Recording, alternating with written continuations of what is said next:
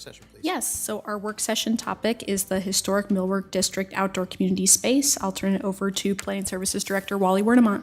Yes, good evening, Mayor and City Council members. Wally Wernemont, Planning Services Director. We're providing a work session tonight on the Historic Millwork District Community Space. We've gathered a lot of public information, so we're just giving you an update and some concept plans that have gone through the process.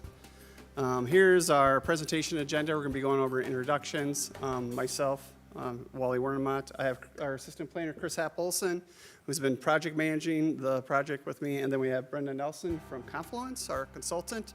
And then available online is Ryan Wicks with Fair Graham, who's the engineering firm that we're working with for the project. We're going to go over the community space location, the district master plans, the project timeline, results of the online survey, all the public input workshops that we've had. We're going to talk about the Mary Millwork Open House and design concepts, and then we'll have some discussion at the end. So the location that we're talking about is located on 10th and Elm Street in the Millwork District. It's currently occupied by a 57-space temporary parking lot that was in place to provide parking temporarily until the parking ramp was constructed. The Alamo building, or the Rosendine building, is the building to the left of the dash line. So if you hear us say that, that's the building that we're referring to.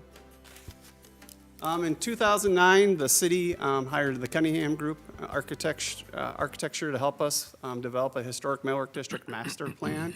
And part of that master plan, it helped identify the redevelopment of the historic millwork district, which was part of the Vision 2010 process, revitalizing that district.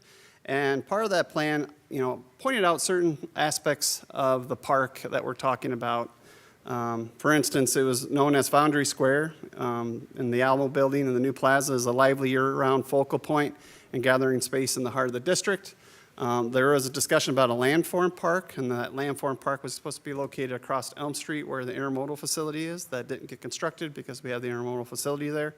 So we've actually had a reduction in the total amount of green space really down to this plaza space area in question. Also included in that 2009 plan, once again, is showing the plans here. Just talked about building a multi-use flexible plaza and park in the heart of the district to be used for performances, concerts, markets, and to showcase sustainable practices, technologies, and artistic elements. And I think you'll find out that we're doing that as we work through the concepts.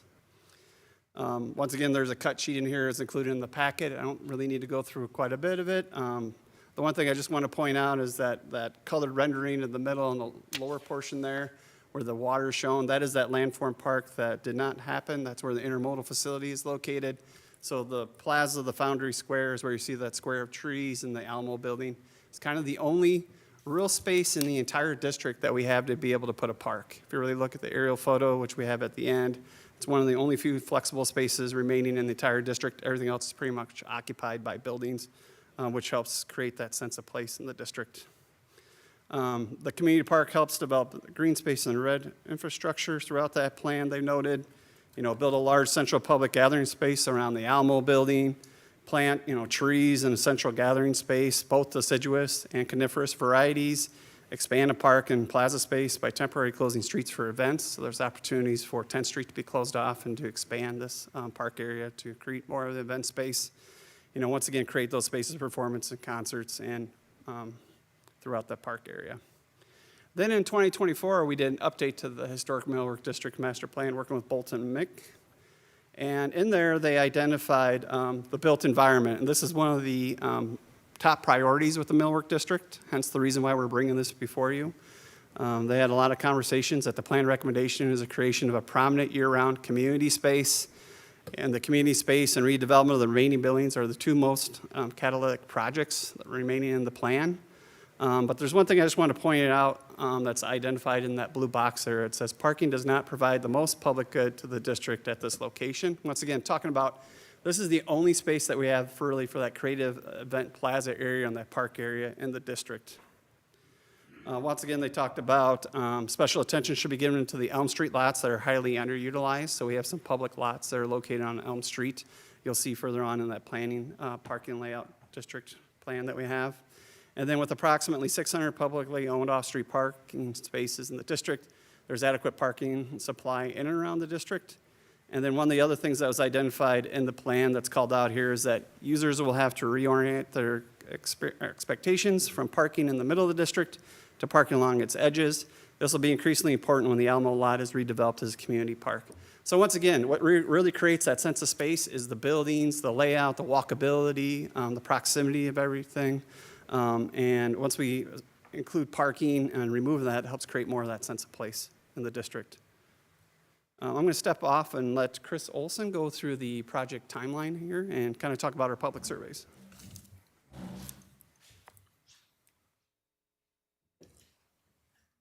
I'm going to adjust this to a normal person's height. So, hi, I'm Chris Olson. I'm the project coordinator for this project. I'm glad to be here.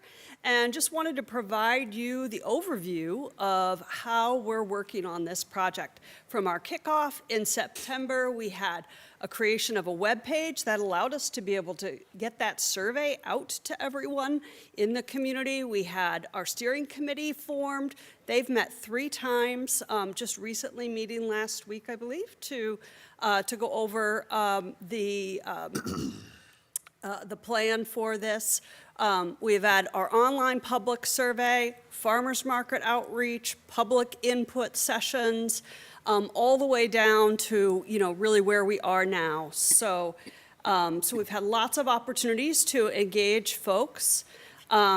That's yours truly there. I am really dedicated as an employee to go out and get the word out about this. I had an opportunity to go out to the Millwork night market and talk to people that were visiting the Millwork district. And those folks talked to me about being able to not have to sit in the gutter, in the parking, and the curb to eat while they're there. Those are the kind of things that people are doing down there right now. They enjoy being down there, but we could make it more amenable to them.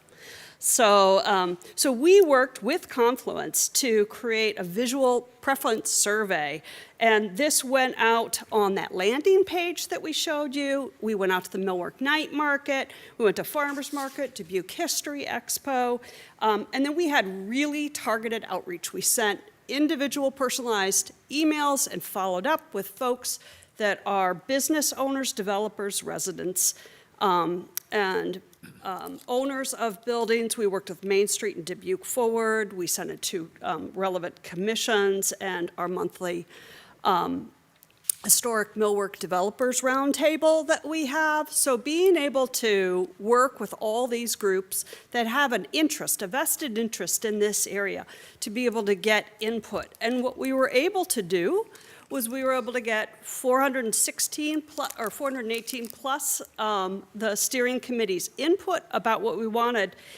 for this area. And they came back and they were able to show us that the gathering space was the most important thing that they found. And then special features, events, those were things that they picked out through this survey. Lawn was very important in it. Specialty structures that help make the space more enjoyable. And then last was parking as a need.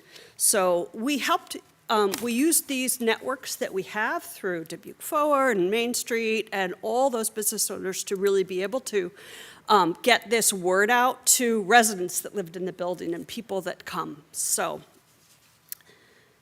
And then you can see this word gathering here, which shows those important things that show up: performance space, tables and seating, gathering space, the beer garden, open green space, event space, playground, food trucks, family-friendly, auto-focused, planned event, and then some other things as well. So being able to really utilize this space for the community. So.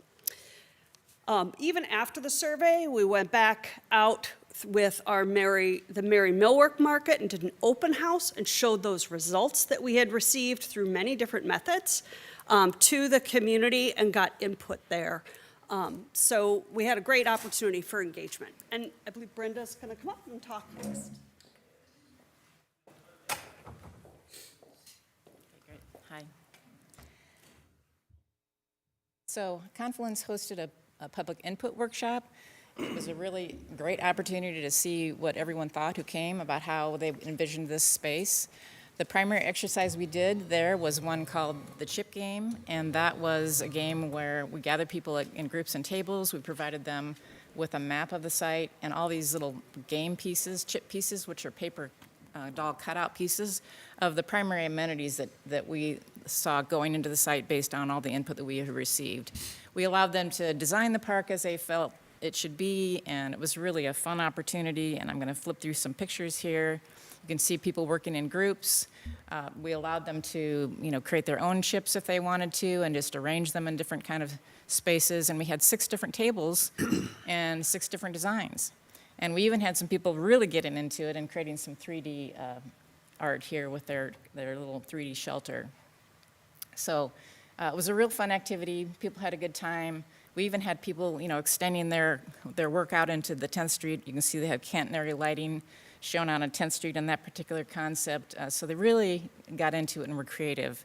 And then we had each group select a spokesperson or 2 to present their concepts to the rest of the group. And so that's what we did. We went through all the concepts and everyone presented their design so we really could get a good understanding of what they envisioned for the site. So it was a really great opportunity. Then we went ahead and we took all of those designs and basically cleaned them up, put them a little bit in a more graphic fashion with labels, and presented this at the Mary Millwork Market as a summary board for our input that we received at the workshop. We did that along with our other 3 concepts that we developed as a part of all this input we received. And we had I would say a great turnout at the Millwork Market. We had basically 4 hours of people walking by and conversing with us about it. We allowed them to put and encouraged them to put little comments on Post-it notes or have a comment card and drop it in the box. Mostly we discussed things with people, I think partly because it was pretty cold and they didn't want to take their mittens off and write anything. So anyway, that was a great opportunity to hear again what everyone had to say about these concepts. And I'm going to run through them quickly just to give you an overview. We're going to start with concept 3. This is probably the most urban, has the most hardscape in it, and I would say the most activities indicated. So in the upper left-hand corner, sort of this plaza space that draws you in from across the street from, Driftless Pizza into the space that has a shelter, and there's an outdoor ping pong table, a little play area in the orange there, just below it, some lounge chairs, tables in various spots throughout the site. And also, in all of the concepts here, you'll notice that there's a stage. It's always pretty much located along the parking ramps on the south side of the site. It seemed to be the best spot, so you'll see some common elements in all of these, but the stage is one that stays in the same location each time. In all concepts, we have a holiday tree. That was one of the ideas that came forth. It was very popular. We have it in this concept located on the corner of Elm and 10th Street, and we have some opportunity there for some branding with some seat walls. But anyway, this is a more urban concept. Oh, I should say, too, that in all concepts, we have stormwater management happening, some stormwater infiltration happening at the south end of the site because the site drops from 10th Street up there down to the parking ramp, about 5 feet, I would say, in elevation. So we're going to be picking up that water on the south end of the site. Concept 2 has more green space.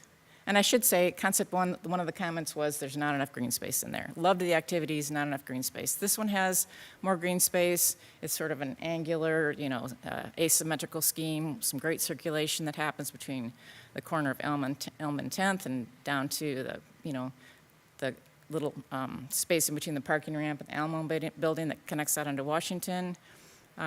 We have some seating that happens and occurs right along that main walkway that's angling through there, and the other walkway that heads up towards the pedestrian way across the street is some shade structures with bench swings on them.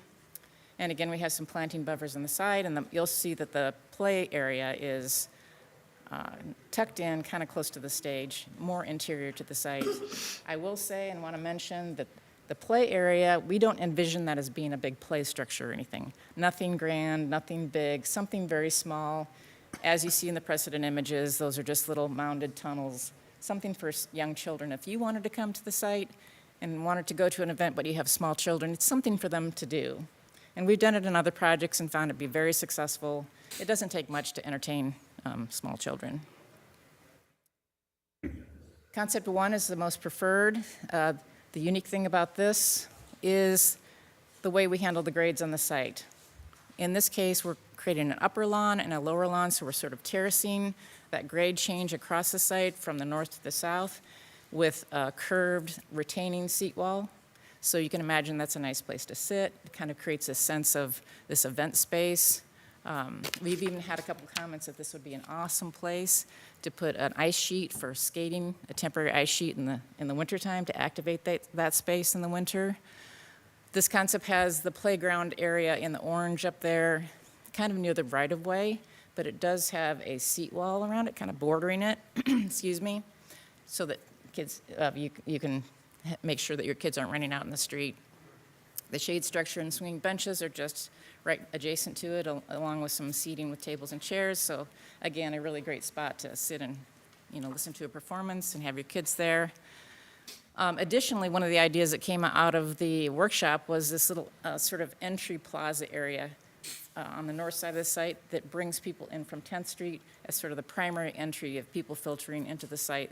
In that location, we have some seat walls with some openings in them, catenary lighting there to kind of highlight that.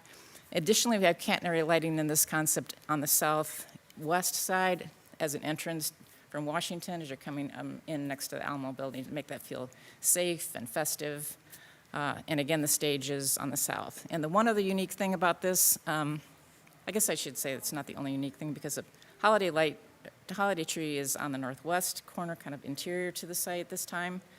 But this concept also allows for some sort of a artistic branding. You'll see the little circular dots that come and kind of sweep right through the site. We're envisioning that as some sort of artistic sculptural element, perhaps pillar lighting.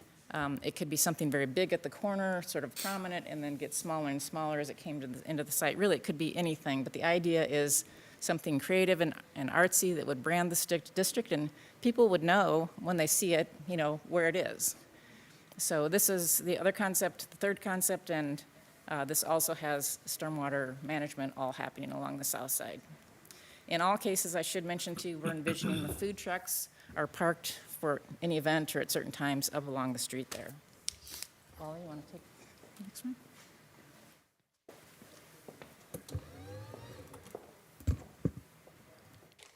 So then one other concept that was developed was a conversation about, how can we take the park and we wanted to retain some parking without total loss of the parking spaces in the park. So there's 57 spaces in there. It's like, how can you incorporate parking and have the least amount of impact on the park area? So as you see here, we've looked at it and we kind of calculate and get about maybe 16 spaces angled along 10th Street.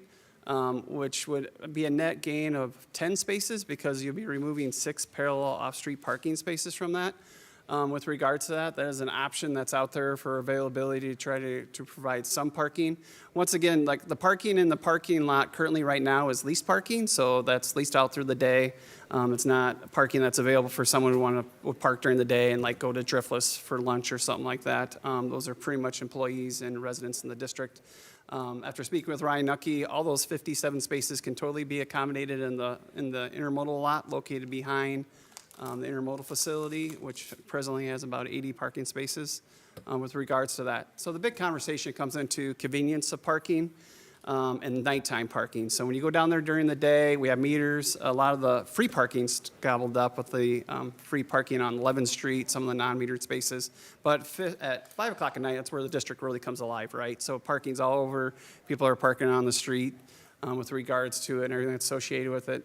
A couple things that we talked about by adding parking in here. Once again, you do net 10 additional parking spaces. Things we have to take in consideration, reduction of the park size is a big thing with regards to that and how that flow. We've talked it over with the consultant several times. Can we create some play space? Well, it does eliminate that play space if we want to keep that phase 1 area. And then also the biggest thing that what we talk about specifically with parking is it impacts the sense and feel of the district. This is a catalyst to bring people down to the district. If you think about concerts that may happen in the pavilion and how can we maximize that space, a big conversation point included in your packet is the parking analysis that's been provided to you.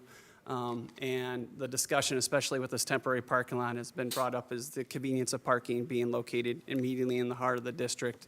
and what does removal of that have an impact on the neighborhood and those business owners and residents located throughout the district with regards to that. So a lot of the public input we received had some touch points on parking. A lot of people really wanted to see an open green space, and including some of that parking does reduce some of that lower lawn area, which, you know, one thing was brought up, like a temporary ice sheet to try to keep the space more active all year round. That would probably does not have enough space there after talking with the consultant. So there's options out there. This is just an example if you wanted to include parking into the district. One big thing that came out of the whole conversation was, so if this parking lot does go away, how do we get to the other parking lots? That's most of the times, like, if we come down to, how do I get to that parking lot, the intermodal facility? It's there, no one's parking in it. When I talked with Brian Nucky, whose offices are in the intermodal facility, the most he's ever seen in that lot is about 20 cars, and it holds, you know, up to 80 spaces. The big thing about that is getting people directed to go out, and they have to go underneath the underpass to make that turn to get into the space. Also, the lot that's located in the north, which I guess it would be the northeast corner of the lot on Elm Street, currently isn't being used either. It's a distance away, and just trying to provide people some direction to those public spaces, be able to provide access to it. But the big thing out of this, we realize, is like we need to look at how we can direct people to where the parking spaces are, especially for people who aren't familiar with the area. But even people who live here really have a difficult time of understanding how to get into that free parking, which is available after 5 o'clock. All those yellow spaces are free for parking after 5 o'clock. The ramp, which is shaded in blue, you can park in there as public parking, but you do pay a fee after 5 o'clock at night. One thing I did talk to Ryan Nucky was, you know, at 5 o'clock, how many spaces do you see available in that parking ramp for that 5 o'clock to 9 o'clock hour, Monday through Friday and on the weekends? And he says we typically have around 125 spaces that aren't being used, even after people are parking in there. He's had 3 times where the parking ramp has filled up quite a bit. That was the Millwork District, Merry Millwork District night, the Blocktoberfest. Sometimes when the Millwork events happen, that's when that ramp's being filled. But there is opportunity for plenty of parking in the area with the loss of this parking, temporary parking lot. Just to kind of go over this real quick, because I really want to leave some time for you guys to ask questions. This is the interim parking park plan. Currently, right now, we're working with Fairgram and the consultant with regards to removing the paving, seeding the area, laying it out to have a large green space. You know, and this is kind of the layout, the plan that's put in place. And we call it an interim park plan because, as you saw in the concepts, there's certain features that would be added to the park later. Currently, we have funding available to remove the parking and create this needed green space in the district, because currently there isn't any located throughout that area. So this is an opportunity for us to have discussion with you guys. So we got about 5 minutes. We're going to have very little time here to be able to do too many questions. I want to start out to make sure to center us here where we need to go. What are the next steps here, Wally? What are we thinking we need to, how is this going to go forward? So the next step is, you know, we've heard from the public that they really like concept 1. So our proposal will be to come back to the council with that proposal of concept 1, bring it through as an action item. And then also we have plans for the removal of the pavement for the interim park. Mm-hmm. So getting that information before you to get approval so we can go out to bid to remove the temporary park for that green space, for ready to be done in the springtime, the summer, so people can enjoy that green space all the way throughout next year. So sometime probably in the next month is when we're going to see this? Yes. Okay, all right. So that gives us time for maybe 1, maybe 2 questions here. Mr. Mayor? Yeah, Mike. I would just make a little clarification on the next step when it comes to you as on an agenda where you can actually vote on something. Yep. It still will have all the choices. So it's just not going to be option 1 is the preferred choice, this is it. It'll have all the choices, you'll pick whatever you want, and then that'll be the vote to say this is what it is. Got it. All right, thanks, Mike.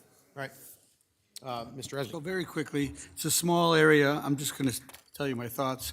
And I think this should be for the district. So I don't want the parking. I want to be, and then when it looks like an event space, then people are going to want to have weddings and other things there. And I just know when I was at Clark, we had the atrium, and if there's all these events going on, the students are like, what's going on? Why are they renting out our space? You know, aren't we students here? And why do we have all these events coming in? That's how I feel about what I'm seeing about with the parking and with the event space look. is that there could be, what is the park for? Are we supposed to bring people in? That's it, Mr. Mayor. All right. One more thought. Yeah, Mr. Linedecker, go ahead.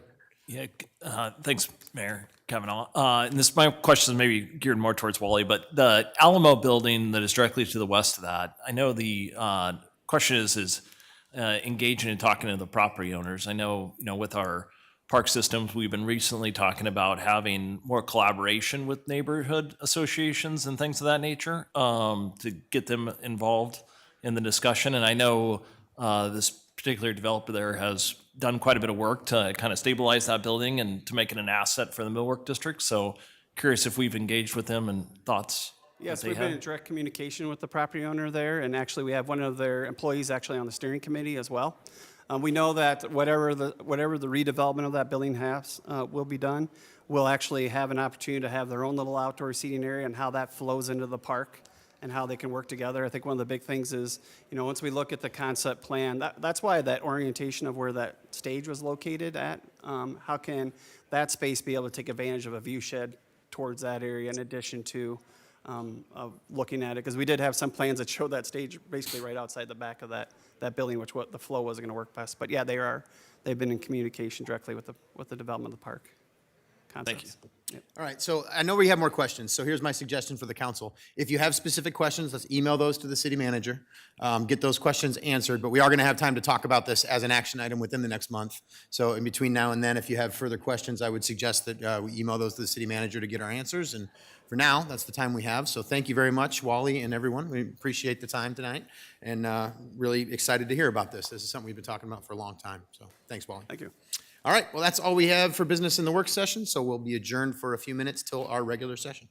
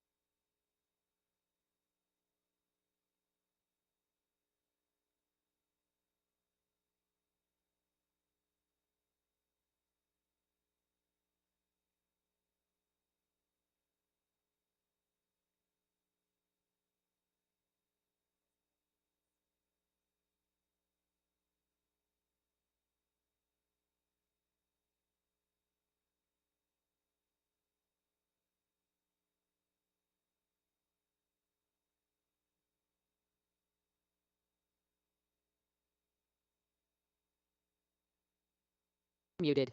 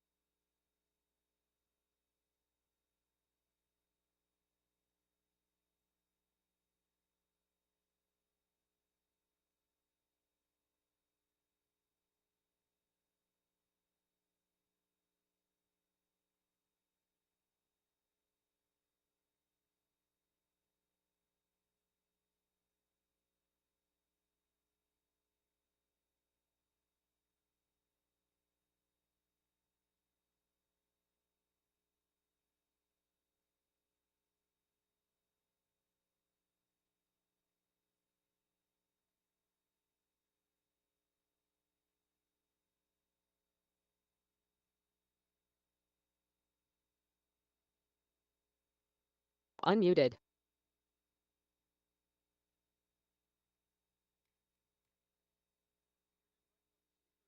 Directed to call a regular session of the City Council to be held on Tuesday, January 20th, 2026 at 6:30 PM in the Historic Federal Building for the purpose of conducting such business that may properly come before the City Council. Thank you. Good evening and welcome to a regular session of the Dubuque City Council for January 20th, 2026. As a reminder to our participants, you can provide in-person input or virtual audio and written input during the sections of the agenda where public input is accepted. Input options during the live meeting include in-person attendees may approach the podium when the mayor asks if there is any public input on the item they would like to speak to. Remote attendees can log into GoToMeeting using the login links, phone numbers, and access code that appear on the broadcast and live stream and posted on the front page of the meeting agenda. This option includes audio input and written chat input. If you are participating via computer, indicate which item you'd like to speak to in the chat function, or note that you would like to speak during the appropriate section. If you are participating via phone, indicate which item you'd like to speak to during the appropriate section. All comments, whether in person or virtual, must be accompanied by a name and address.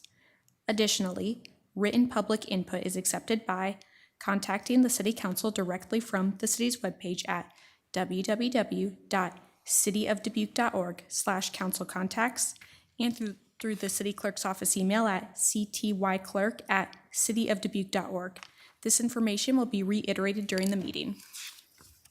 Attendance for the session is as follows. Mayor Kavanaugh? Here. Council members Leyendecker? Here. Resnick? Here. Roussel? Here. Sprank? Here. Staver? Here. Wethel? Here. City Manager Van Milligan? Here. And City Attorney Brumwell? Here. Thank you, Mayor Kavanaugh. I'll turn over to you for the Pledge of Allegiance. Thank you, Adrian. I invite all who are able to please rise and join us for the Pledge of Allegiance. I pledge allegiance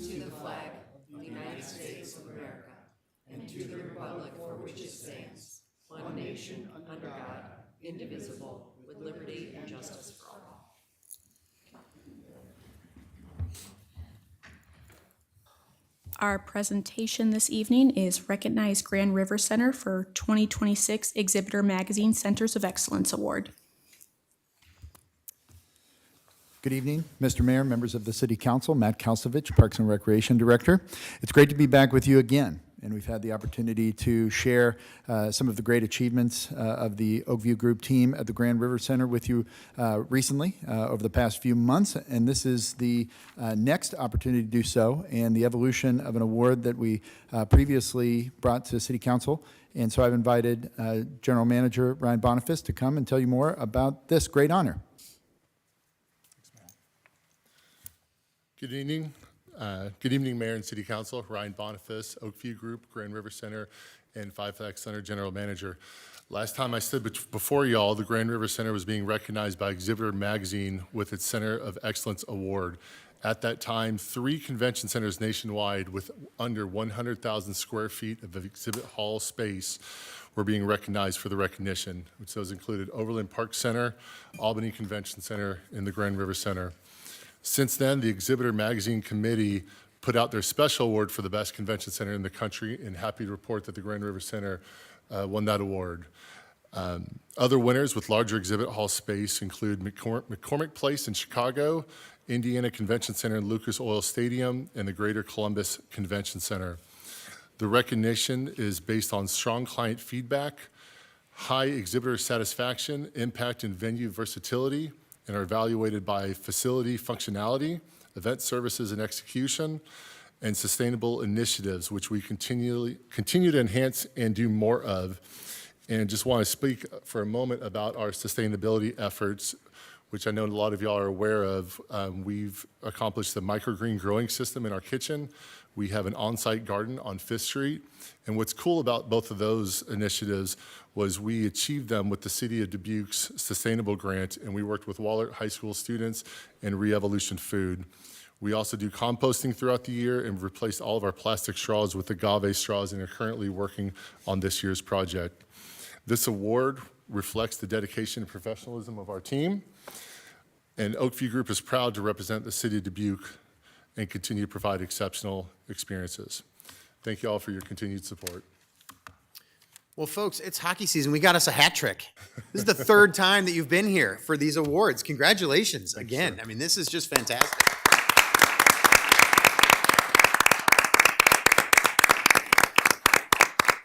And Ryan and the team, I mean, to be in the company of the other places that you mentioned and to be recognized in the way that we are by Exhibitor Magazine, I mean, it really is incredible. I looked at this and I had to laugh the first time I saw it. I thought, man, again, here we go. We're going to have these guys in the room again talking about this. But it's well-deserved. We just had an event there yesterday with Martin Luther King Jr., the breakfast that is there every single year. And it was wonderful to be able to be there and have everybody enjoy that space again. And I happened to see a list not long ago of some of the other events that you've got coming your way.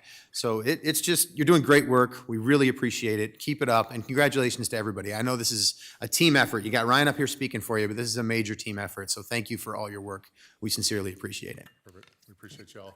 Y'all good with the little? Yeah, come on up. Yeah, let's do a picture. Let's get the whole council in if you don't mind. Yeah. Push the chairs out of the way. Our resident photographer, City Attorney Crenna Brumwell. It's funny to move over or anything, even with the lift y'all have. I know, exactly, yeah. It's the only time I'm ever tall, Ryan. Yeah.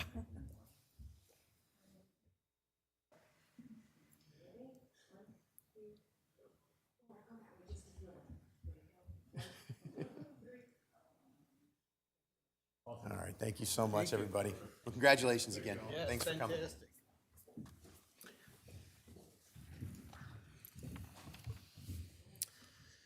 All right, Adrian, we can move to consent items. At this time, anyone participating in the meeting in person who would like to discuss one of the consent items, please approach the podium when the mayor asks if there is any in-person input and state your name and address. For all remote attendees, please enter your name and address in the chat function or state your name and address over the phone when the mayor asks if there is any virtual input. If more than one participant would like to speak, then city staff will determine the speaking order of the participants. Please state the item you would like removed from the consent agenda for separate discussion and consideration, and consent items can be found on pages 2 through 5 of the agenda. Thank you very much, Adrian. Before I ask, Eric, if you could please take us the live feed off the screens up here, I'd appreciate that. Is there anyone here in chambers who would like to remove any of the consent items for separate discussion this evening?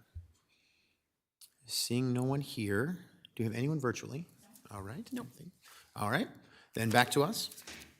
Mr. Mayor, Mr. Resnick. I move to receive and file the documents, adopt the resolutions, and deal with the consent items as recommended. Second by Sprank. Got a motion by Resnick and a second by Sprank. Adrian, would you call the roll, please? Kavanaugh. Aye. Staver. Aye. Wethel. Aye. Resnick. Aye. Leindecker. Aye. Roussel. Aye. Sprank. Aye. That motion passes 7-0. Next are items set for public hearing. We have 3. First is 7800 Chavanel Building Remodel Project. Initiate public bidding process and setting date for a public hearing for February 2nd, 2026. Second is setting a public hearing to approve First Amendment to the amended and restated lease agreement between the City of Dubuque and Bunge USA Grain LLC for February 2nd, 2026. And third is resolution of necessity for the proposed amended and restated urban renewal plan for the Greater Downtown Urban Renewal Area, version 2026.1, for February 16th, 2026. Mr. Mayor, Ms. Roussel. I move to receive and file, adopt the resolutions, and set the public hearings for the dates specified. Second by Wethel. Got a motion by Roussel and a second by Wethel. Adrian, would you call the roll, please? Kavanaugh. Aye. Staver. Aye. Wethel. Aye. Resnick. Aye. Leindecker. Aye. Roussel. Aye. Sprank. Aye. That motion passes 7-0. Next are boards and commissions. We have application review for the Civil Service Commission, Community Development Advisory Commission, and Long Range Planning Advisory Commission. Okay, thank you, Adrian. So we'll start with the Civil Service Commission. So just to note on the agenda here, this is a mayoral selection of as an appointment. So this will actually occur, my selection to the council will occur on February 2nd, 2026, and then the city council will meet to concur with this on March 16th, 2026. This is the one commission that is a little bit different. So we have one opening this time. It's a 4-year term through the year 2030. We have 5 different applicants, so I'm just going to call them one at a time and see if anyone has any, if anyone is here to speak to these applications. So Randall Ludowitz is our first applicant. Do we have anyone to speak to that application? And Mr. Mayor, Mr. Ludowitz did submit written input upload to the agenda item. All right, thank you, Adrian. All right, next is Colleen McKenna. Anyone to speak to that application? Ms. McKenna also submitted written input. All right, thank you, Adrian. All right, Brian Nisus, anyone here to speak to that application? Please, come on up, yep. Just a name and address there for the record. And you can move the mic and the podium itself will move too. Brian Nisus, 1841 Philrich Drive. My interest, I saw it in the newspaper. I recently moved back to Dubuque from Asbury area. I've been involved in other projects and volunteer services. Currently, I'm a chaplain at the Moose Lodge. And I've been in the Dubuque Community Schools on their boards for the union. And now that I'm back in town, I saw this and I thought I'd want to get involved again. All right, well, thank you very much, Brian, for your comments. Anyone else to speak to that application? All right, next up then, we have Tom Parker.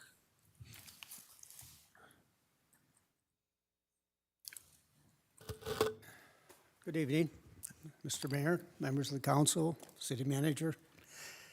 My name is Tom Parker. I live at 2743 Mineral Street. I've been a lifelong Dubuquer.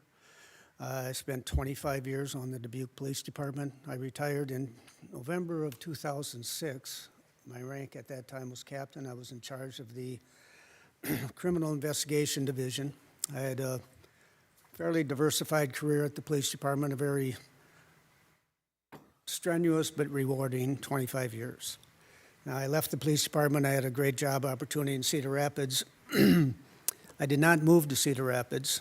There was a strong desire not to move there, but an even stronger desire to remain in Dubuque. Like I said, I'm a lifelong Dubuquer. I'm at a point in my life, I feel I have a very diversified background, a lot of life experience, and I'm at a point in my life where I just want to contribute, kind of give back. My role as a police department, I mentored a lot of young officers, had to discipline a few now and again. But my primary purpose was, I always thought, was coaching, counseling, mentoring. And I still believe that to this day. My job at Rockwell Collins, I was promoted manager and then senior manager, and I had a lot of people working underneath me. And I adhered to that philosophy of coaching, counseling, mentoring. Young people come in fresh out of college or just not a lot of life experience, work experience, and they need someone with, well, some gray hair to maybe show them the right, keep them in the guide rails, show them the right way to go. So I'm looking forward to this opportunity if I am appointed. So thank you very much. I'd be happy to answer your questions if you have any. Well, thank you, Tom, for your comments. Thank Appreciate you. it. All right, and the final applicant is Darcy Van Ostrand. Do we have anyone to speak to that application? Anyone virtually or written? No. Okay. All right. Then I'm going to move on to the Community Development Advisory Commission. Here we have one 3-year term through February 2029. We have one applicant, Talma Brown. Do we have anyone here to speak to that application?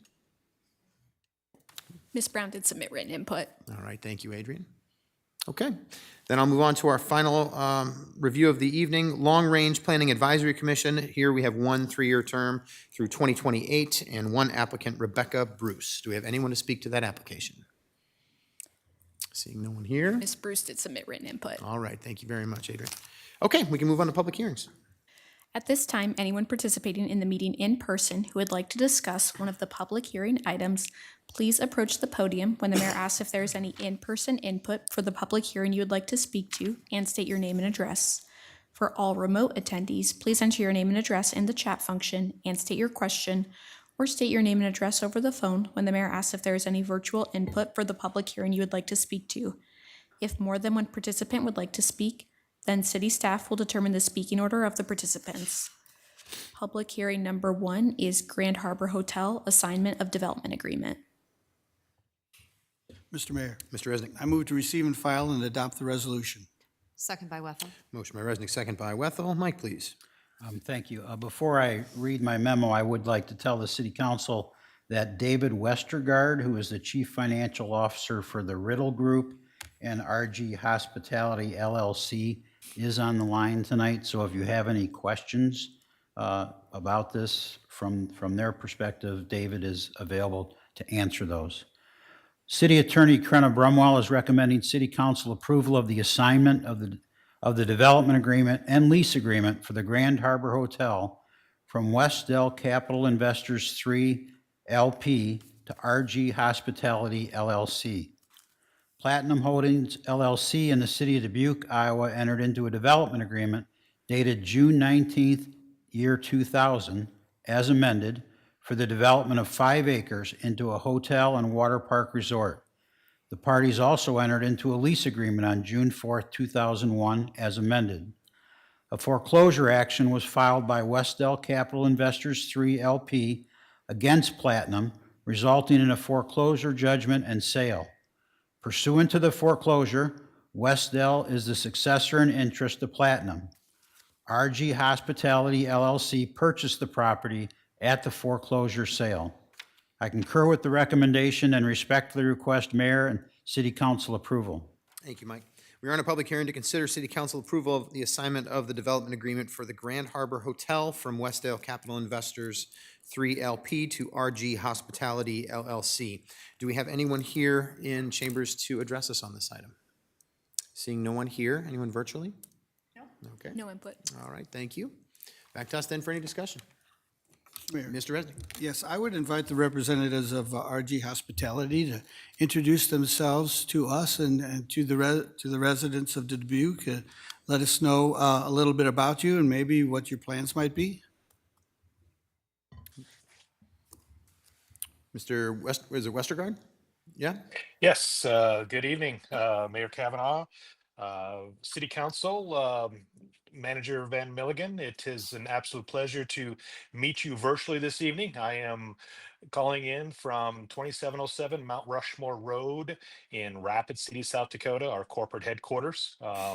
Our vision for the Grand Harbor Resort is to truly invest in this property and bring that property up to a standard that the Duluth community expected back when the development agreement was entered into in the early 2000s. And we've had some very, very good discussions and have an agreement in place with Choice Hotels to brand the property as a Radisson property. And we are working with City Manager Van Milligan on our development plans for the property. We certainly plan to revamp the rooms, redo the water park, and really bring it up to a standard that the whole community and the surrounding areas of Dubuque can be a part of. And we are absolutely excited to continue our relationship with the city of Dubuque. We have been a part of your community. We are our corporate uh, entity is called Riddles Group, which is the parent company of Riddles Jewelry. We are primarily a jewelry chain, Midwest based, out of Rapid City, South Dakota, where we have 75 retail jewelry stores throughout the Midwest. We manufacture product right here in the USA, utilizing gold mined here in the USA, and distribute it through our own retail stores as well as a number of retailers across the United States. And so you may be wondering, so what are we doing in the hospitality business? We ventured into the hospitality business in the early 2000s with Choice Hotels and have developed a number of properties with Choice Hotels, and currently have a property at the foot of Mount Rushmore in the Black Hills known as the K-Bar S Lodge. And again, we are extremely excited to continue our relationship in the community and have truly enjoyed the relationships that we have had. Thank you, Mayor Kavanaugh, for your time in sitting down with us, and City Manager Van Milligan has been absolutely instrumental in these discussions, and we are excited to invest in your community. Thank you very much for that. Thank you, Mr. Mayor. Mm-hmm. Absolutely. Others? Mr. Staver, did you have anything? I just want to make sure I ask. No, I'm good. All right, thank you. Just for the sake of knowing, I want to make sure I'm clear on this. This really doesn't change anything in the current development agreement as it stands. This is assigning the development agreement that existed to this new group, correct? You are correct. This assigns what was originated back in the early 2000s, and it just puts it in the name of RG Hospitality so that we have a formal document with everybody's names on it and an understanding of the terms and conditions that exist today. All right. Thank you, Krana. Yeah, Ms. Wethel. I just want to do a quick review for those folks watching it at home and community members. We, as the city of Dubuque, you all, our residents, own the property that is underneath the property they're purchasing. So we own the land. We do not own the building. And that is what, if I may, Ms. Brummel, that is what the lease agreement is. It is related to lease of the land. It is not our involvement at all in the physical property of the building. Yes, with the caveat that there are some things in the development agreement and the lease related to, say, maintenance and upkeep of the property. Requirements that we as a city now will require of them to participate in the lease agreement. Correct. Thank you. All right. Well, seeing no other comments or questions, motion here is to receive and file and adopt this resolution. Adrian, would you call the roll, please? Kavanaugh. Aye. Staver. Aye. Wethel. Aye. Resnick. Aye. Leyendecker. Aye. Roussel. Aye. Sprank. Aye. That motion passes 7-0. Public hearing number 2 is Grand Harbor Hotel Assignment of Lease Agreement. Mr. Mayor, Mr. Sprank. I motion that we receive and file and adopt the resolution. Second by Wethel. Motion by Sprank, second by Wethel. Mike, please. Thank you. City Attorney Crenna Brumwell is recommending City Council approval of the assignment of the development agreement and lease agreement for the Grand Harbor Hotel from Westdell Capital's Investor 3 LP to RG Hospitality LLC. I concur with the recommendation and respect for the request, Mayor and City Council approval. Thank you, Mike. Well, we are in a public hearing to consider the City Council approval of the assignment of the lease agreement for the Grand Harbor Hotel from Westdale Capital Investors to RG Hospitality. Do we have anyone here in chambers to address us on this item? Seeing no one here, anyone virtually? No input. Okay. Back to us then for any discussion. Seeing and hearing none. Motion is to receive and file and adopt this resolution. Adrian, would you call the roll, please? Kavanaugh. Aye. Staver. Aye. Wethel. Aye. Resnick. Aye. Leyendecker. Aye. Roussel. Aye. Sprank. Aye. That motion passes 7-0. Next is public input. At this time, anyone participating in the meeting may address the City Council on the action items on the agenda or on matters under the control of the City Council. For all in-person attendees, please approach the podium and state your name and address when the mayor asks if there is any in-person input. For all remote attendees, please enter your name and address in the chat function or state your name and address over the phone when the mayor asks if there is any virtual input. If more than one participant would like to speak, then city staff will determine the speaking order of the participants. Individual remarks are limited to 5 minutes, and the overall public input period is limited to 30 minutes. Under the Iowa Open Meetings Law, the City Council can take no formal action on comments given during public input or that do not relate to the action items on the agenda. Thank you, Adrian. Well, welcome any public input this evening, if there is any. Seeing no one here so far. Anyone virtually? Okay. And we have anyone here? This will be last chance to talk about anything on the action items agenda if you wanted to do that. Okay. Seeing no public input, we can move on to action items, please. I will just note quickly that the written input was received regarding action item number 1 from 3 individuals. Mike Wright, 385 Birch Street, Rick Jones, 1270 Dunlith Court, and S.A. Sutton of 1700 North Algona. Thank you, Adrian. And then with that, we will move on to action items. Action item number 1 is request for new ordinance medians 9-8-321.330. Mr. Mayor, Ms. Roussel. I move to receive and file, and further move that the requirement that the proposed ordinance be considered and voted on for passage at 2 council meetings prior to the meeting at which it is to be finally passed be suspended. Second by Wethel. Got a motion by Roussel and a second by Wethel. Mike, please. Thank you. Chief of Police Jeremy Jensen is recommending City Council adopt a new ordinance to regulate pedestrian use of medians within the city of Dubuque. The proposed ordinance is intended to enhance public safety, reduce liability, and provide clarity for enforcement personnel. I concur with the recommendation and respectfully request mayor and city council approval. All right, I believe we have a presentation from Chief Jensen. So, Chief, take it away. Good evening, Mayor, City Council, Jeremy Jensen, Chief of Police. I'm here to discuss this proposed ordinance, and I'll kind of give you the why, when, and all the details of it. So why? First and foremost, and I keep hearing this, panhandling ordinance. It is not panhandling. Panhandling is not illegal. Court rulings have said this over and over. Outright bans are unconstitutional. This is about safety, pedestrian safety. Plain and simple, pedestrians do not win against vehicles. If a vehicle hits a person, the person loses. Yeah, I mean, it's simple on that. Motorist safety. You talk about things, distractions, and motorists going down the road, a lot of things going on, particularly on high speed, high volume roads, and then add another distraction to that.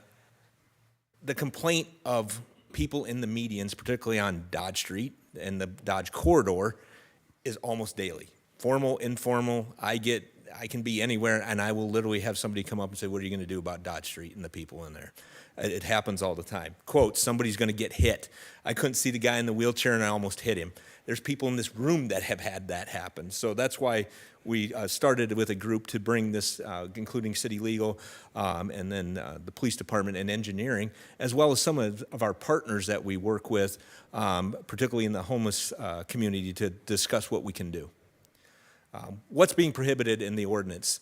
High speed and high volume roadways are what we really are looking at. Again, the things that do not mix. Areas where medians are not designed areas where medians are actually designed to funnel and protect motorists, not pedestrians. So some of the medians we're talking about are not designed for pedestrian use. They're narrow, they're along these high speed roads, they just weren't. They're made for traversing, not standing in it and moving up and down it. So where? The locations are included in your maps. I was going to put them here, but there's a lot of that where it does it, and it gets a little bit busy. But primarily our complaints, like I said, are Dodge Street, the Highway 151, 61 corridor, and the Locust Street connector, and then the intersections associated with these roadways. That's primarily the location where we are getting the complaints. So enforcement. This is really no difference. We covered this when we covered homelessness, and the idea that we're citing everybody and we're doing that. That's not it. We started with warnings. It's really about that idea is to get voluntary compliance. That's what we're looking for. And if there's somebody that needs services, we will provide the services, or we'll provide the connection to the services. We can do that. We have that ability through our partnerships, particularly with our critical incident team and our community policing program. We have that ability to do that.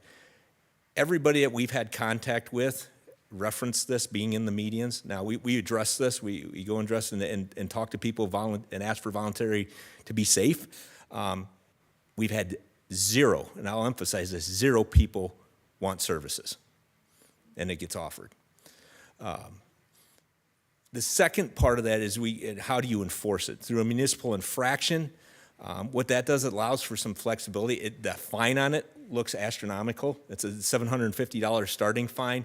But what it allows for is the city attorney's office to do some flexibility. And I'll have Krenna explain that in a minute, what they can do with that. Or we can do the arrest. It's a simple misdemeanor. We can make an arrest, and the judge does what the judge does with that. But quite honestly, most people that we're talking about with this don't belong in jail. That's not the place to deal with that. Again, we're looking for voluntary compliance. We're looking to try to help somebody's situation if that warrants it, but it's really, the enforcement side just gives us some teeth to be able to do that if it continues. So here's the municipal infraction. I'll have Krenna just explain that a little bit more, but I put the definition here from the city code. So this section of city code on municipal infractions comes from a related state code. So Iowa Code Section 364.22 is the municipal infraction, or what we sometimes refer to as the civil infraction statute for the state of Iowa. The fines that you see for the initial offense and repeat offense in our local ordinance mirror that of the state code. It is an exact replica, the $750 up to for a first offense and up to $1,000 for a repeat offense. The process when someone gets a municipal infraction is they come to court, back up. If they come to court, they're given the option to admit the violation or deny the violation. If they deny the violation, it gets set for a hearing in front of one of our magistrates where they can contest the violation. If they admit the violation, typically what we do is we have had a conversation with staff in advance. So when you think about municipal infractions, remember that we have civil citations issued by many departments across the organization, and they are unique. It could be for pet licensing, or it could be for a zoning violation, could be for a housing code violation. So there's quite a wide variety of reasons that someone might be coming to court for a municipal or civil infraction. So we meet with the staff that have issued the infraction in advance. We have discussions if needed, and we try and identify what their needs are. Generally, the practice is that this is not about money, this is about achieving compliance. So for example, in some instances, we do a zero fine because what we're really after is the court order that gives a deadline for compliance, or a court order that says stop violating a particular code section. In some instances, we will do the $750 fine, and we will suspend it so long as there are no more violations within a certain period of time. So there is no outlay of any fine needed, but it remains out there as a mechanism or a motivation for compliance. So perhaps to persuade individuals to take advantage of the services that our CIT officers are trying to connect them with. So we like having that flexibility because this is not necessarily a one-size-fits-all type of scenario. We want to retain the options to get a court order. We want the option to explore other things. So for example, if we know that someone is struggling with particular challenges where they need to get medical care or assessments, we could include that as part of a court order. But we would rely on the police department to provide us that information so that we can best address the individual circumstances that are presented at court. So here's just the fine schedule from the code, which you are aware of. So really, any questions for me? All right. Well, hang out there, Chief. I think we probably will have some questions. So we'll go around and thank you both. Thank you and thank Krenna for the explanations there. All right, I'll open it up to questions and discussion for the council.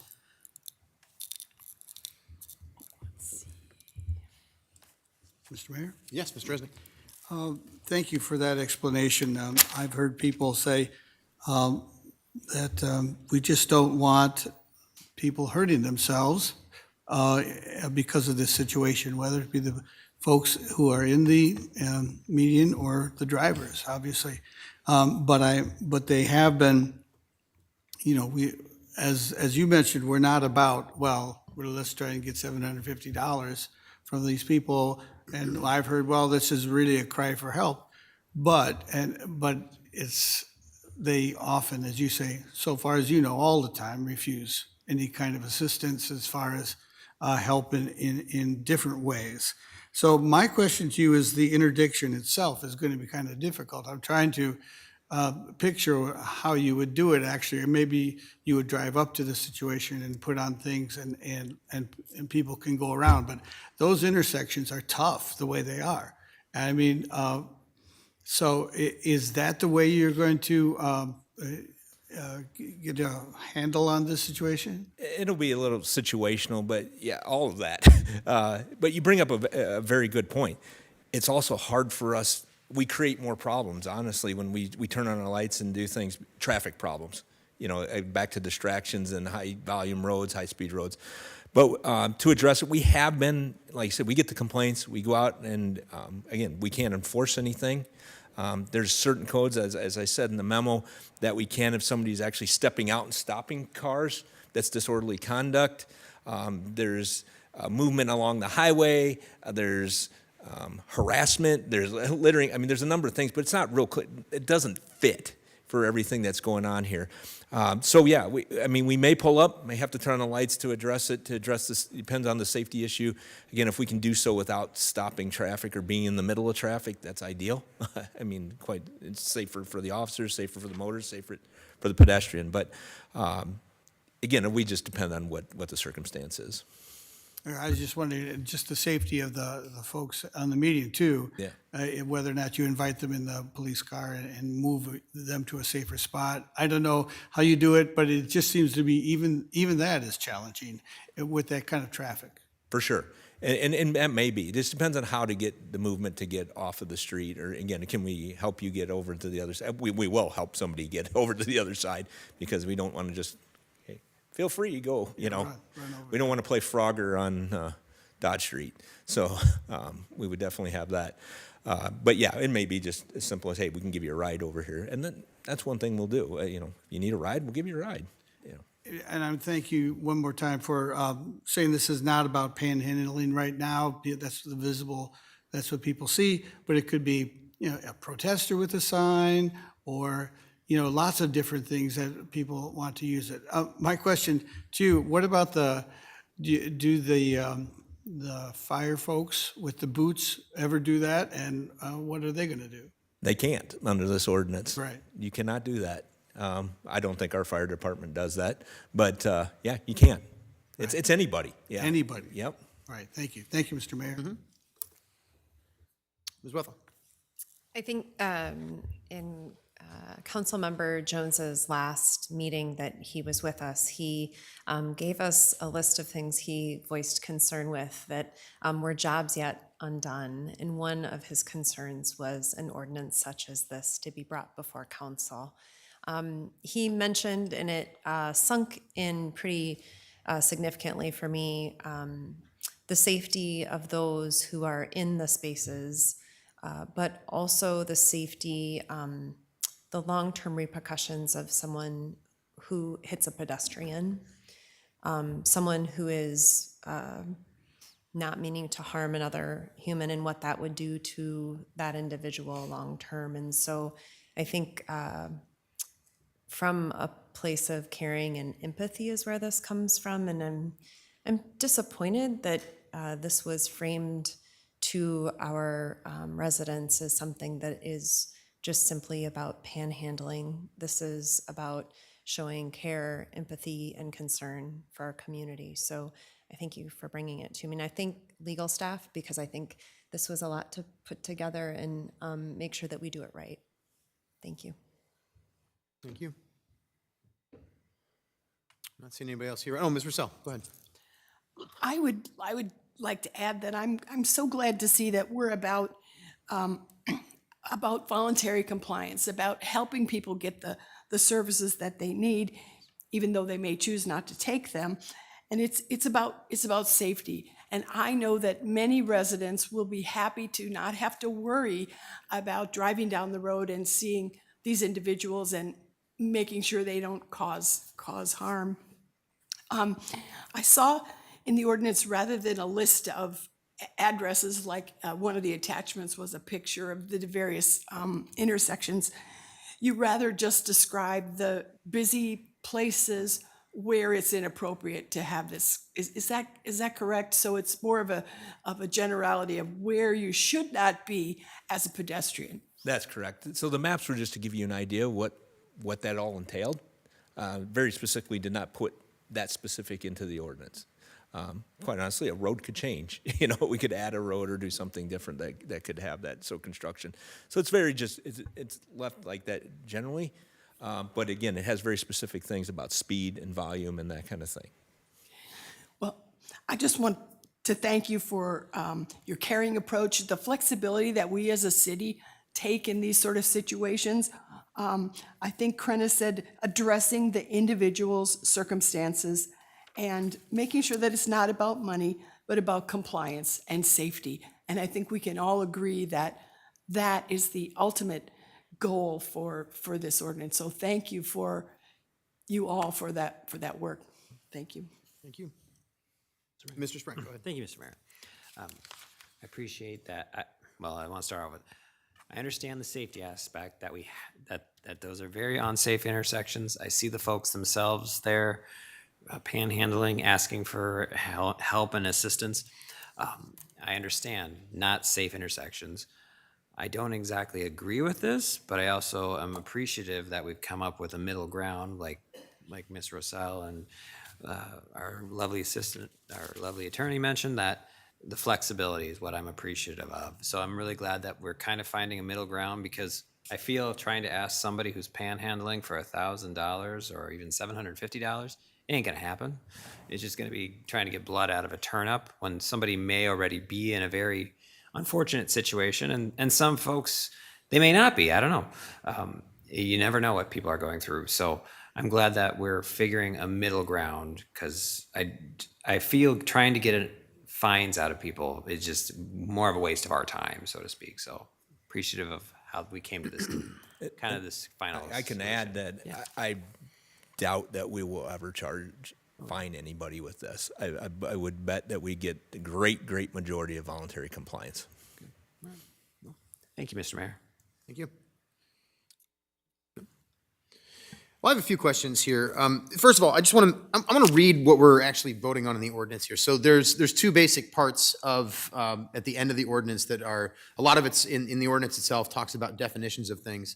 But what the actual prohibition is, it says, it shall be unlawful for any person to access, use, occupy, congregate, or assemble on or about any median that is not designed or suitable for pedestrian use.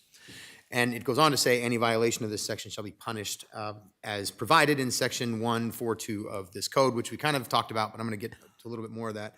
There are a few exemptions: law enforcement, parking enforcement personnel, emergency responders, employees of the city. You'll see them watering flowers on medians from time to time, things like that. Employees that are, or contractors that are there to do actual work for the city, anything having to do with an emergency in the street, those are the exemptions to this. So this has nothing to do specifically with what is termed as panhandling. So it is not illegal to ask for money. That is correct. And it will not be illegal to ask for money in the city of Dubuque. That is correct. Okay. So I just want to make that really clear for everybody, because I think it's a really important distinction.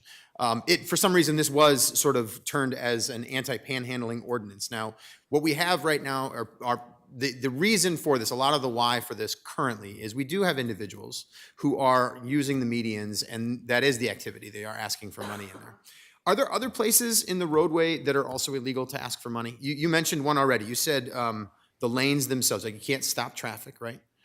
Is it illegal correct. anywhere else for people to interact with drivers or ask for something? Yeah, so the lanes themselves, and what, like, shoulders are a little more difficult because of the way that's described, because pedestrians can use the shoulder. Yep. Actually, if you look under the hitchhiking code, it says pedestrians have to move a certain way against traffic, and it talks about, and there's also a code that talks about pedestrian movement on the roadway that talks about that.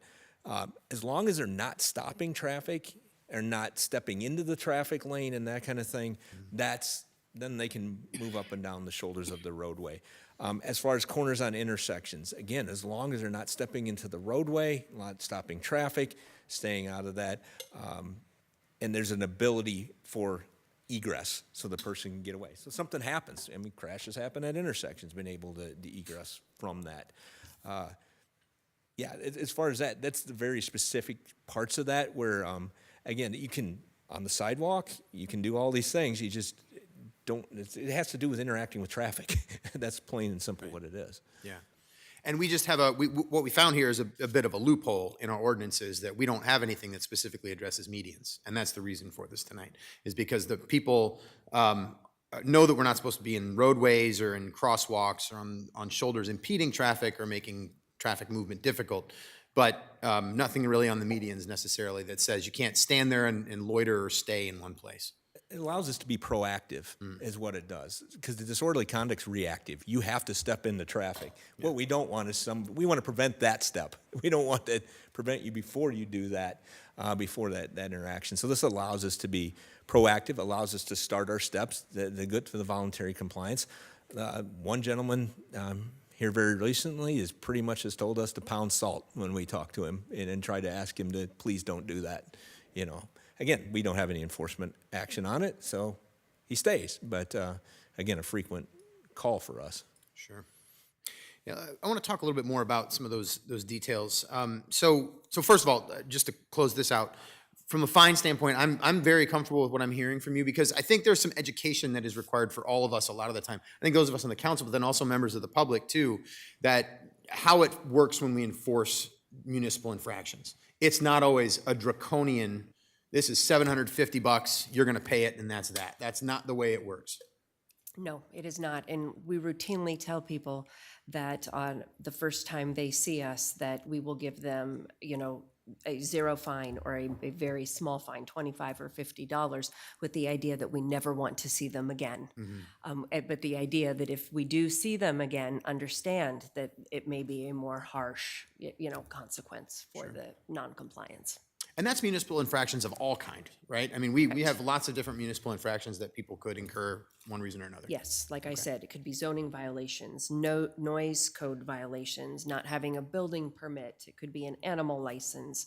It could be possession of alcohol or smoking tobacco under the legal age. There's a very wide assortment that we see. And so as an example, let's use smoking as a minor. We offer a class that we send minors to address that, but it's court ordered, so they have to do that and go get the education about the consequences that smoking can have. So it is tailored based on the circumstance, the information we get from staff, and in some cases, particularly in the case of minors, we even engage with the parents and see what they would like to see happen. Gotcha. Thanks, Greta. I think that's very helpful to be able to paint a fuller picture of what we are actually talking about here when it comes to fines. There was something not long ago, it was a few years, I guess, at this point, but that we talked about. It was a camping ordinance. And at the time, there was a big concern that, kind of the same concern I'm thinking of what I'm hearing from some folks right now, that we were going to just start enforcing this immediately, start fining people, and people weren't going to be able to pay those fines. I'm just curious if you could give us a little bit of an update on how you've worked with that particular ordinance since it was passed. Has anyone been fined? What do you do? How's that going? Sure. So I have Captain Steve Radloff, with Community Policing. They're the ones that work with this, and he can answer that. Hi. Hi, Captain. Mr. Mayor, Council. Steve Radloff, I'm a captain assigned to the Community Policing Division. We have never cited anybody for the camping ordinance up to this day. We're averaging probably between 50 and 75 camps a year that we deal with.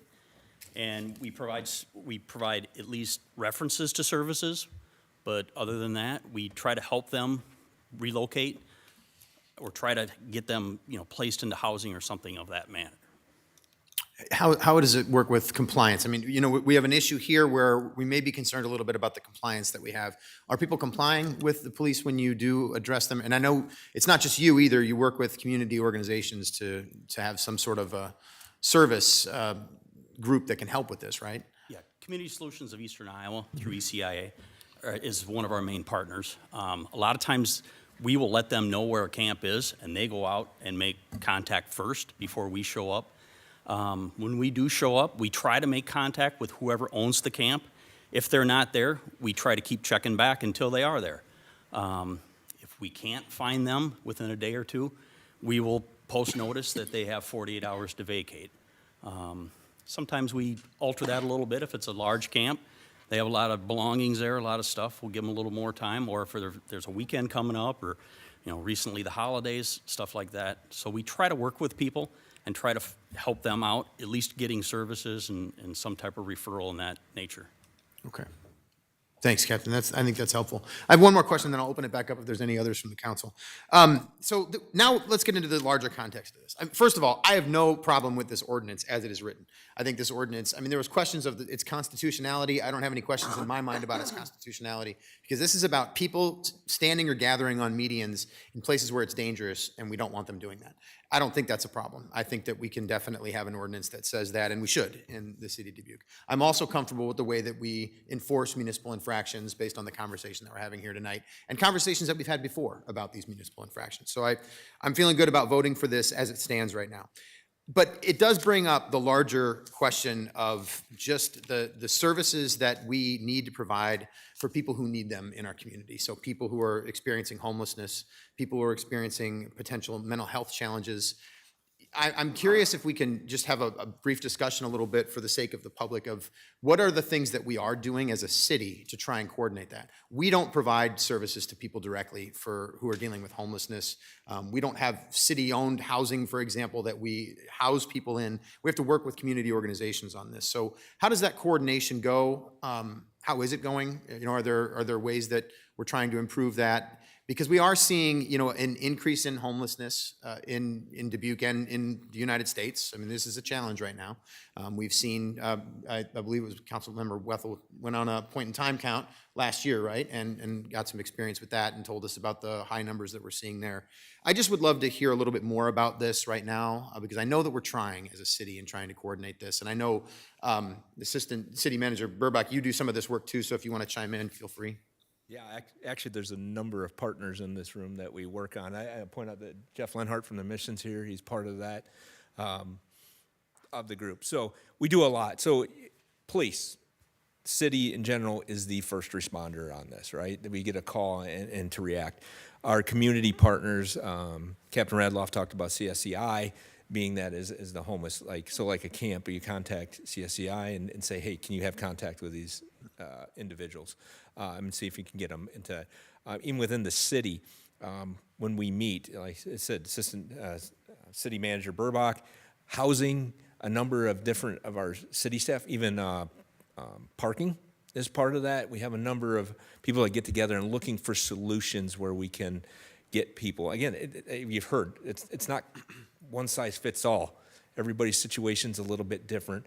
Everybody's situation's like, I will take these services. We don't provide them. We just point them to that. What Captain Radloff's unit's really good about is making those connections. They're developing the partnerships, finding out who that is, and it's just acting as the catalyst to get somebody where they need to be for services. But we have a whole number of groups, and yeah, you can bring up more. Assistant City Manager Corey Burbach. Yeah, we've talked a lot with our partners about what is the city's role. So one of our roles, if we're talking about unhoused residents in particular, is what you all have done to create more affordable housing options in the community to keep them from getting there. And then, as the chief said, we work with our partners to figure out how we do those warm handoffs so that, for instance, we fund the homeless hotline through Community Solutions of Eastern Iowa. So we are actively putting funds into some of those projects in a space that we've determined isn't city staff's role to play. But we also are trying to close those gaps that we're not, so that when we do encounter a resident, we're not saying, oh, go talk to that person, go talk to that person. We participate in coalitions like the Homelessness Advisory Committee. That's a group of frontline service providers. So when they meet, they're saying, who are you seeing walking in the doors this week? What do we have to do? What's the gap? When funding issues around food security came up, for instance, that group came together. So they're boots on the ground. What we are doing right now is we are looking at those organizations and asking the question, are the policymakers in those organizations engaged in the same way? And are there gaps? And so one of the things that you may be seeing in the near future is asking same organizations, different level of decision makers to come together to make sure that we are looking at all of the ways that we can tackle this hairy issue. All right, well, thank you. I appreciate that. I think it's an important part of this conversation, even though this conversation isn't about homelessness directly. It's not about asking for money directly. It's about something different, but it has it's led to a conversation about that in the community. And I think it's important to be able to talk about those things. And I appreciate that we are doing so much work, because I think we are, and we have been for a long time. But I also appreciate the fact that that work continues to become more challenging, continues to become more complicated when we live in a society that has in a country that has a mental health system that doesn't work. It doesn't work for everybody, and it's not working for a lot of people, and it needs a lot of help. And that's only one aspect of other things we need to do. You mentioned housing, Corey, in the conversation you were having, and I think that's one of the biggest reasons that we have discussed housing so much at this table, is because of the fact that housing is what helps people when they need to be able to find a place that they can stay long term. But that also is just one piece of it, because it needs to be, the only thing that really works long term is some sort of a supportive permanent housing model. And that's really difficult to deliver, but I appreciate that we are trying. We're doing our best as one community to try and do that, and I think we can continue to do so. I'll open it back up for any other questions or comments if we have any from council. Okay. All right, well, the motion here before us, thank you very much, Chief and Captain, appreciate it, and Krenna for everything you gave, and Corey as well. Motion here before us is to receive and file and waive the 3 readings on this ordinance. So, Adrian, would you call the roll, please? Kavanaugh. Aye. Staver. Aye. Wethel. Aye. Resnick. Aye. Leyendecker. Aye. Roussel. Aye. Sprank. Aye. That motion passes 7-0. Mr. Mayor, Ms. Roussel. I move final consideration and passage of the ordinance. Second by Wethel. Got a motion by Roussel, second by Wethel. Adrian, would you call the roll, please? Kavanaugh. Aye. Staver. Aye. Wethel. Aye. Resnick. Aye. Leyendecker. Aye. Roussel. Aye. Sprank. Aye. That motion passes 7-0. Action item number 2 is 2026 federal legislative priorities. Mr. Mayor, Mr. Sprank. I motion that we receive and file and approve. Second. Got a motion by Sprank and a second by Wethel. Mike, please. Thank you. Department managers and City of Dubuque strategic partners worked with consultant Terry Goodman to develop the set of recommended 2026 federal legislative priorities. I recommend and respectfully request Mayor and City Council approval of the 2026 federal legislative priorities. Thank you, Mike. I'll kick this one off. You know, you can't put everything in your legislative priorities. I mean, you can't put every single thing that you want the federal government to focus on in the city's legislative priorities. This is a pretty healthy list. It's a long one. There's a lot in there, but it is the things that are based on the goals and priorities that we set as a council. And I know that there are other things that community members are focused on and want us to focus on as a city. It doesn't mean that we aren't doing that either. It means that, you know, there's some things that have to be priorities that we're putting in this list and the things that we're going to talk about the most. So I appreciate this list. I know it is very comprehensive. I know that we have a lot of conversations coming up with our federal partners about a lot of the things that are on this list. You know, we have a goals and priorities list that was pretty long last year, and we have a lot of work to do in the next few years. So I appreciate that we keep doing this, and it does shape our conversations with our federal partners when we go and talk to them. Any other questions or discussion? Mr. Resnick. Mr. Mayor, I appreciate your comments. I also wanted to say what I appreciate about these priorities is that they're followed by specific actions that we request. There's a lot of work that goes into this. I was going to ask, you know, how are these determined, these priorities? And then it was given to our residents, right, with the introduction. So it has immediate impact directly affecting our community. You know, we don't just have comment on every, like you say, every situation that we would like to see it be a little bit different. They're right about this community, and they include specific actions that our legislators, our partners can help us with. So thank you very much for those. Thank you, Mr. Mayor. Thank you. Okay. Seeing no further comments or questions on this item, motion here is to receive and file and approve. Adrian, would you call the roll, please? Kavanaugh. Aye. Staver. Aye. Wethel. Aye. Resnick. Aye. Leyendecker. Aye. Roussel. Aye. Sprank. Aye. That motion passes 7-0. Action item number 3 is new ladder truck static display. Mr. Mayor, Ms. Roussel. I move to receive and file and set the ladder truck display for February 2nd. Second. Got a motion by Roussel and a second by Wethel. Just so everybody knows, especially those of you with small children, the ladder truck will be on display on February 2nd, on Monday, right before the city council meeting. It's always a great chance to be able to see some of the new equipment that we've invested in, and appreciate the chief and her entire team helping us with that. Adrian, would you call the roll, please? Kavanaugh. Aye. Staver. Aye. Wethel. Aye. Resnick. Aye. Leyendecker. Aye. Roussel. Aye. Sprank. Aye. Motion passes 7-0. Action item number 4 is work session request Travel Dubuque annual update. Mr. Mayor, Ms. Wethel. I move to receive and file and set the work session for February 2nd, 2026 at 6 p.m. Second. Got a motion by Wethel, second by Roussel. This is before our council meetings. Does that work for everybody? All right. Adrian, would you call the roll, please? Kavanaugh. Aye. Staver. Aye. Wethel. Aye. Resnick. Aye. Leyendecker. Aye. Roussel. Aye. Sprank. Aye. Motion passes 7-0. Action item number 5 is work session request city budget resources and online transparency tools. Mr. Mayor, Ms. Wethel. I move to receive and file and set the work session for March 2nd, 2026 at 5:15 PM. Second by Sprang. Got a motion by Wethel, second by Sprank. Again, before a council meeting. All right, Adrian, would you call the roll, please? Kavanaugh. Aye. Staver. Aye. Wethel. Aye. Resnick. Aye. Lyon Decker. Aye. Roussel.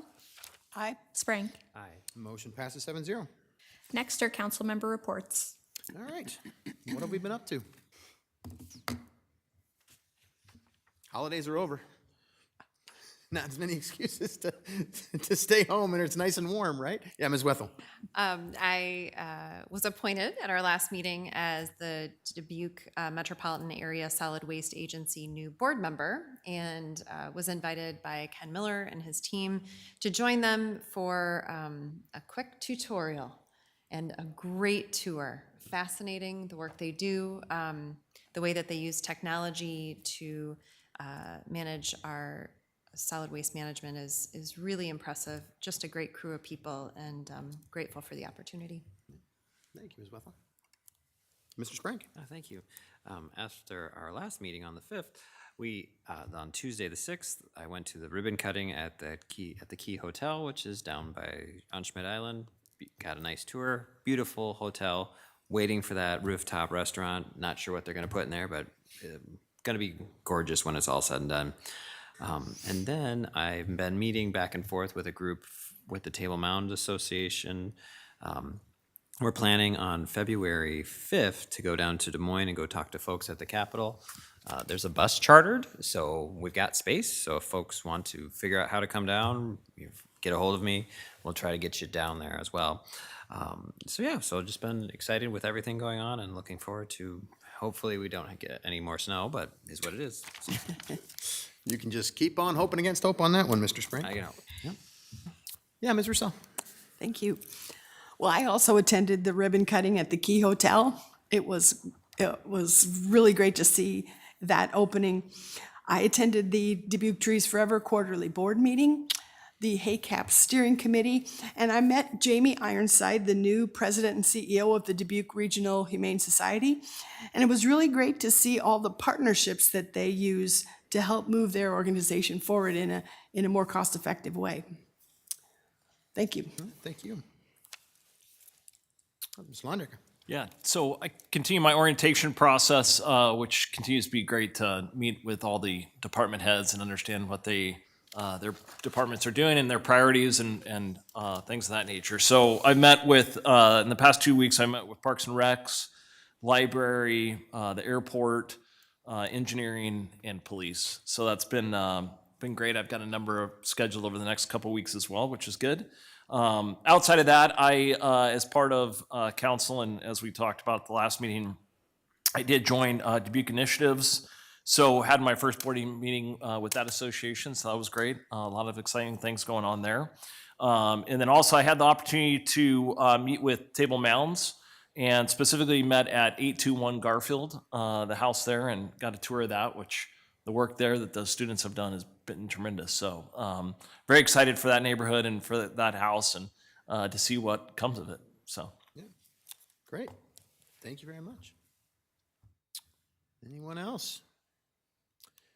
I've had a few things. First of all, a couple of things you did. Key Hotel, beautiful. Can't wait to see that fully come online.